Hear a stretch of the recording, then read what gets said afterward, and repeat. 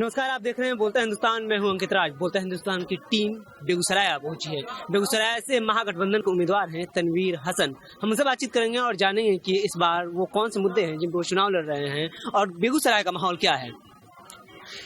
तनवीर साहब, पहले तो आपका स्वागत है। आपका भी बहुत बहुत धन्यवाद। सर, यहाँ पे अभी कुछ दिन पहले जावेद अख्तर आए थे सीपीआई के उम्मीदवार कन्हैया कुमार के समर्थन में वोट मांगने। उन्होंने वोट मांगते के दौरान कहा कि अगर आपको कन्हैया को वोट नहीं देना है तो गिरिराज सिंह को वोट दे दीजिए, लेकिन तनवीर हसन को मत दीजिए। इस पे क्या कहना चाहेंगे? जावेद अख्तर साहब का मैं बहुत सम्मान करता हूँ। देश के बड़े आदमी हैं, लेकिन वो जमीनी सच्चाई से बिल्कुल अज्ञानी है। जमीनी सच्चाई से मतलब उनको इतना ही है जितना कन्हैया ने उनको फीडबैक किया, उतने पर वो अपने को एक्सपोज कर गए और इस शक को उन्होंने मजबूती दे दी कि कन्हैया बीजेपी का बी टीम है और सीपीआई बीजेपी का बी टीम का काम कर रही है। मान लिया वो कन्हैया के पक्ष में आए थे, लेकिन साथ साथ बीजेपी का भी प्रचार कर गए। तो ये जो सो कॉल्ड प्रगतिशील है तथा कथित, उन लोगों का अपनी भाव भंगिमा बचाए रखने के लिए किसी भी तरह का समझौता हो सकता है। वामपंथी कहे जाने वाले घोर दक्षिणपंथी के प्रचार में अगर रह गए हों तो क्या कहा जा सकता है। इसलिए मुझे उनके दिवालियेपन पर बहुत अफसोस है जो उनके वक्तव्य से लगा। आपने कहा कि भाजपा की बी टीम बन चुकी है सीपीआई, और जावेद अख्तर ने जो बात कही वो सीपीआई का प्रचार करते करते बीजेपी का भी प्रचार करके चले गए साथ में। आपकी लड़ाई किससे है, सीधे भाजपा से या जिसको आप बी टीम कह रहे हैं सीपीआई से? एक बात अच्छी तरह से कि पूरे बिहार में एनडीए वर्सेस महागठबंधन है, पूरे बिहार में, और इसके बीच में कोई तीसरा या तीसरी पार्टी नहीं है। बेगूसराय में जबरदस्ती का ये लड़ाई सीपीआई अपने से ले रही है, जबकि कोई जमीनी सच्चाई उसके इस क्लेम के साथ नहीं है। इसलिए हर जगह जब लड़ाई महागठबंधन की बीजेपी के साथ है, एनडीए के साथ है, तो यहाँ भी एनडीए के साथ है।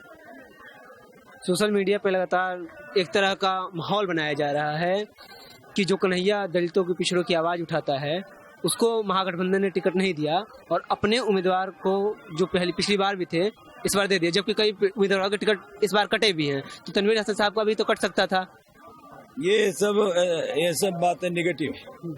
ऐसे सवालों पर कोई जवाब नहीं देंगे हम। इसलिए कट सकता था। आपकी पार्टी में हमारी पार्टी का चलेगा, हमारी पार्टी में उनका चलेगा।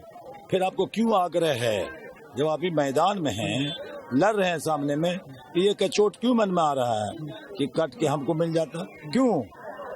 ये प्रश्न उठता है ना।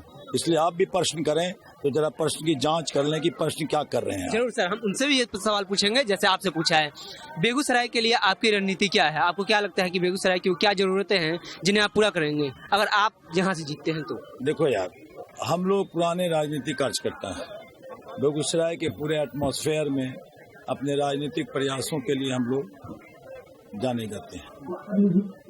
मैं वो सब कुछ कोशिश करूंगा जो बेगूसराय की रिक्वायरमेंट होगी, और उस रिक्वायरमेंट के हिसाब से मैं यहाँ के कार्यक्रमों में भाग लूंगा। यहाँ पर जो कुछ उपाय होगा मैं करूंगा, लेकिन इसमें ये बताना कि ये करूंगा वो करूंगा, क्योंकि लोकसभा की राजनीति है। चुनाव जो है लोकसभा की हो रही है। लोकसभा का चुनाव जो होता है वो राष्ट्रीय क्षितिज का चुनाव होता है। राष्ट्रीय क्षितिज का चुनाव होता है, उसमें देश के मुद्दे भी होते हैं, और देश के मुद्दे हैं लोकतंत्र की रक्षा करनी है, संविधान से छेड़छाड़ एनडीए सरकार ने किया उसकी रक्षा करनी है, आरक्षण से छेड़छाड़ कर रही है सरकार उसकी रक्षा करनी है, और शोषितों वंचितों को उनके अधिकार से वंचित करने की भी साजिश हो रही है।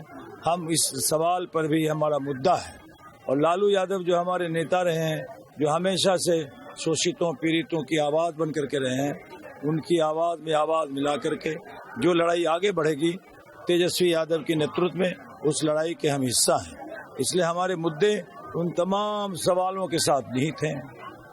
अभी शिवानंद तिवारी ने राजद के उपाध्यक्ष ने कहा कि सीपीआई की राजनीति, सीपीआई या फिर तमाम वामपंथी जो दल हैं वह राजनीति तो करते हैं दलितों के, आदिवासियों के, शोषितों के, पिछड़ों के, लेकिन उनके नेता हमेशा से सवर्ण बनते हैं। इस पे आपका क्या कहना है? ये तो जग जाहिर है। सीपीआई की जो राज कार्यकारिणी है 31 या 32 की, उसमें 26 एक ही जात के लोग हैं। अब क्या कहेंगे आप? नेतृत्व उनके हाथ में रहता है और झंडा बरदार दूसरे होते हैं। ये बात सीपीआई का पुराना है, इसलिए सीपीआई ध्वस्त हो गई अपने इसी रणनीति के कारण। तो उन्होंने गरीबों, दलितों, शोषितों, अल्पसंख्यकों को नेतृत्व दिया ही नहीं, और यहाँ पर आकर के वो पार्टी मात खा गई है। इसलिए बौखलाहट में वो पार्टी है, और बौखलाहट में अभी चुनाव में भी बौखला गई है वो। इसलिए तरह तरह का रूमर, सोशल मीडिया पर रूमर फैला करके वो अपनी पोजीशन बचाना चाहती है, लेकिन वो पोजीशन बचेगी नहीं। सर, मुसलमानों की भागीदारी पे क्या कहेंगे? क्योंकि जब आपकी टिकट काटने की बात सोशल मीडिया पे लिखी जा रही है विरोधी दलों द्वारा, आपके विपक्षी दल जब लिखी जा रही है, तो उसके काउंटर में आ रहा है कि क्यों अगर एक मुस्लिम उम्मीदवार वहां से खड़ा है तो उसकी टिकट काट दिया जाए, जबकि पूरे भारत में स्थिति यही है कि लोग बीजेपी वाले जो ध्रुवीकरण की कोशिश कर रही है उसे बचने के लिए तक बहुत जगहों पे मुस्लिम उम्मीदवार को टिकट नहीं दे रहे हैं। अगर राजद भी यही करती तो उसमें और बाकी दलों में क्या फर्क रह जाता? आप मुस्लिमों की उम्मीदवारी को पूरे भारत में इस लोकसभा चुनाव में कैसे देख रहे हैं? देखिए, ये धारणा तो बिल्कुल गलत है कि बीजेपी के से लड़ाई में मुसलमानों की कोई भागीदारी न रहे। ये धारणा गलत है। लालू प्रसाद यादव बिहार में मुसलमानों के एक बड़े मसीहा के रूप में जाने जाते हैं,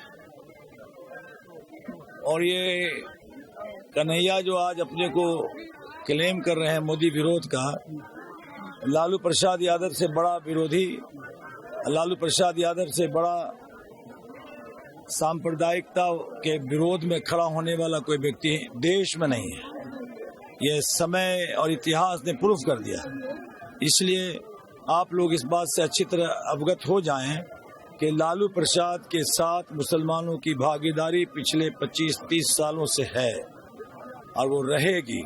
इसलिए कि आज पूरे देश में वही एक ऐसी आवाज है जो आवाज ये दिखा रही है कि उसके कारण लालू प्रसाद पर तरह तरह के आरोप लगा के, तरह तरह के इल्जाम लगा के आज उनको जेल में बंद किया गया। और जेल में बंद करने के लिए कोई चारा घोटाला तो एक बहाना है। असल में लालू यादव को उनकी जनता से काट के इस चुनाव में अलग रखने की साजिश थी। इसलिए मुसलमानों की भागीदारी बहुत है। जहाँ तक सोशल मीडिया का बात रहा, सोशल मीडिया में बहुत सारे फेक आईडी किसी भी लोग चला रहे हैं, और फेक आईडी में राम और रहीम के नाम में अंतर करने में कोई फर्क नहीं पड़ता है। एक और सवाल, आपने कहा कि कन्हैया अपने आप को सत्ता के विरोध के प्रतीक के रूप में अगर पोर्ट्रे कर रहे हैं, सो कॉल्ड पोर्ट्रे कर रहे हैं, तो क्या तनवीर हसन ने सत्ता के खिलाफ लड़ाई नहीं लड़ी? तनवीर हसन जो है 1914 से, जब वो पैदा भी नहीं हुए होंगे, 1974 से हम लोग सत्ता के खिलाफ में लड़ाई लड़े हुए हैं। इमरजेंसी के खिलाफ में मैंने लड़ाई लड़ी है। जब इंदिरा गांधी इस देश में थी तो इंदिरा गांधी ने जो इमरजेंसी लगा उसके खिलाफ हम लोग लड़े हुए हैं, लाठी खाए हुए हैं, जेल गए हुए हैं। इसलिए वो इतिहास का मामला है, और इसकी बात का इतिहास के बारे में हम थोड़ा जानना चाहेंगे, क्योंकि अगर और किसी के इतिहास के बारे में बात हो रही है तो हम तनवीर हसन के इतिहास के बारे में जानना चाहेंगे कि उनकी छात्र राजनीति कैसी रही, वो सत्ता से कब टकराए। कहा तो हम लोग 74 से लगातार सत्ता से टकराते ही रहे हैं। जयप्रकाश नारायण के नेतृत्व में आंदोलन चला था छात्रों का, उसी के हम लोग प्रोडक्ट, और तब से लगातार हम लोग सत्ता के खिलाफ लड़ रहे हैं, संघर्ष लड़ रहे हैं, और इमरजेंसी जैसा जुल्म का पीरियड भी हम लोगों ने संघर्ष में बिताया। क्या तनवीर साहब जब ओबीसी आरक्षण मंडल कमीशन लागू हो रहा था उस संघर्ष में भी शामिल थे? बिल्कुल। 74 के बाद जितने भी सामाजिक न्याय से संबंधित, लोकतंत्र की रक्षा से संबंधित जितने भी आंदोलन हुए हैं, सब में मेरी भागीदारी थी। कल गिरिराज सिंह ने बयान दिया है, और बहुत सांप्रदायिक बयान है, कि वो मुसलमानों को 3 गज जमीन भी इस देश में नहीं देंगे। उसके लिए हमारे नेता श्री तेजस्वी प्रसाद यादव ने कह दिया है कि क्या हिंदुस्तान उनके बाप का है जो वो देंगे तभी कोई लेगा। ये हिंदुस्तान की धरती पर रहने वाला हर व्यक्ति हिंदुस्तानी है, और हर व्यक्ति इस देश का मालिक है। इसलिए से गिरिराज जी इसका सर्टिफिकेट न दें, और न वो इस देश के मालिक हैं, और न उनका देश है, न उनके अधिकार का ऐसा देश है जो दे देंगे तभी वो 3 फीट जमीन मिलेगी। इसलिए 3 गज जमीन मिलेगी, ऐसा नहीं है। चलिए। निंदनीय है उनका ये बयान कि मैं निंदा करता हूँ।